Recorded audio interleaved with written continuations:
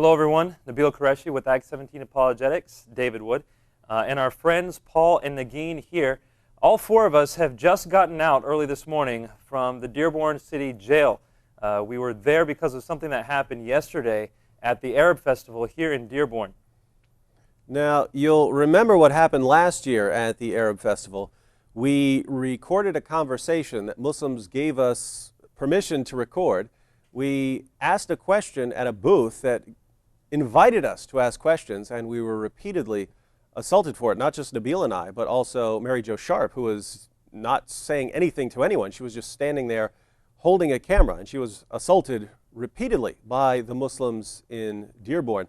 And this made us want to take extra precautions this year so that we don't end up with a woman being assaulted. And so what we did to make sure that we took extra precautions was to not hand out any pamphlets whatsoever, which we didn't do last year either. We also didn't yell into a crowd or anything. In fact, we made sure that the only people we talked to were people who first approached us. And this was to limit accusations of instigation and disruption. We knew people have a tendency to accuse us of being disruptive, of inciting and instigating, so we wanted to make sure we did absolutely nothing of the sort. And what we found repeatedly in Dearborn is that any random person can walk up to a police officer or to a security guard and say, those Christians are bothering us, or those Christians are doing something, and police will not hesitate, or security will not hesitate, to come over, stop us, remove us from the festival, or in this case, lock us up, put us in jail. And so in this situation, we were falsely accused, and we had the footage. We said to the police officers, we have the video footage right here on our cameras of exactly what happened. Will you sit down and watch it with us? They refused, and instead they put us in cells. So here's what actually happened. While we were at the festival, we didn't approach anyone. Just like I said, we waited until people approached us, and they did approach us. They remembered us from the video from last year, and they would come up to us accusing us, threatening us, saying we were racist, saying that they were going to hurt us, and yelling curses and insults at us. But they actually did engage in civilized conversation with us, though. Even though they were saying these things, we talked to them.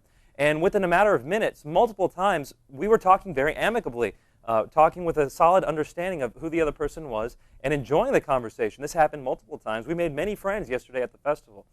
The last time this was happening, people had approached us. They had accused us yet again. They were threatening us, cursing us. The conversation lasted for about 10 minutes. But we were ending it amicably when all of a sudden police came and put us in handcuffs. Paul and David were there recording. Paul, would you tell us exactly what you saw? Yeah, I was standing there with Nabeel. I had the camera in my hand. Nabeel was talking to a group of about 20 or so young Muslim adults.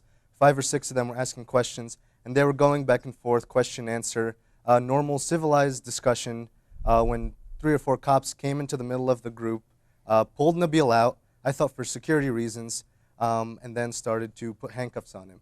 I was standing there just recording everything, not saying anything, not handing out pamphlets. Next thing I know, the camera was being forcibly removed from my hand, and I was put in cuffs as well and taken away. And Nagin was also recording. She was much further away than anyone else. Nagin, can you tell us what happened to you? Right, Nabeel. I was in the background holding a camera. I was about more than 100 feet away from them, just holding a camera, making sure that if anything happened, that I would have other footage of it.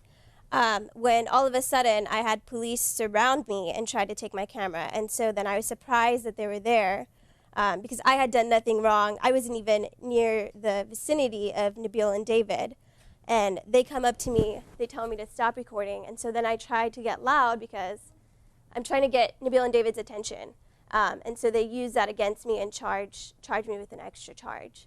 And so now they haul me off to the trailer, put handcuffs on me, and haul me off to jail. I'm 18 years old, I've had no record, and now I'm being hauled off to jail for holding a camera at this Dearborn festival. And that's pretty alarming.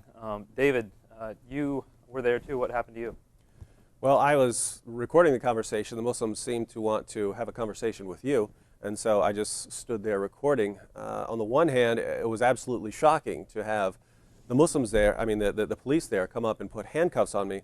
On the other hand, it's not shocking at all. Once we understood what happened last year, once we understand what Sharia law calls for, and people were confused last year when we called this Sharia in the U.S. What are you talking about? People aren't forced to wear veils. Well, that's not what we meant. We were pointing out the simple fact that there are certain elements of Sharia law that are being enforced in Dearborn. Under Sharia law, if you're a Christian, you are a second-class citizen. You cannot go out and proclaim the gospel to Muslims. You cannot go out and disagree with Islamic law or criticize Muhammad. You can't do any of that. And that's exactly what we find being enforced in Dearborn. So on the one hand, it was kind of jarring when the police grabbed me and put handcuffs on me, forced my camera down. But on the other hand, we were kind of expecting something like that to happen. And, a lot of people have accused us online of lying, of being deceptive, of being rude and ridiculing Muslims, of being racist. The truth is, none of that actually happened. And that's why we have the cameras with us. We have the cameras to record what was actually going on. And when you see this footage, you will see that we were proclaiming love to Muslims. We were proclaiming the love of Jesus Christ. I was wearing a shirt that says, Jesus always loves you.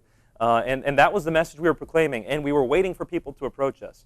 Yet already online, we're seeing people, it hasn't even been 12 hours since we've been released from jail.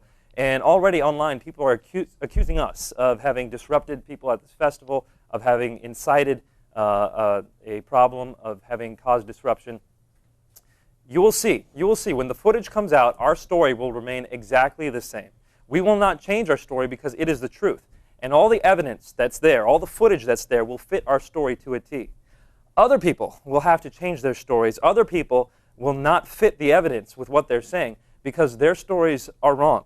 I want everyone to take note of that and see exactly what happens when this story unfolds. For now, this is Nabeel Qureshi, David Wood, Paul, and Nagin with Act 17 Apologetics.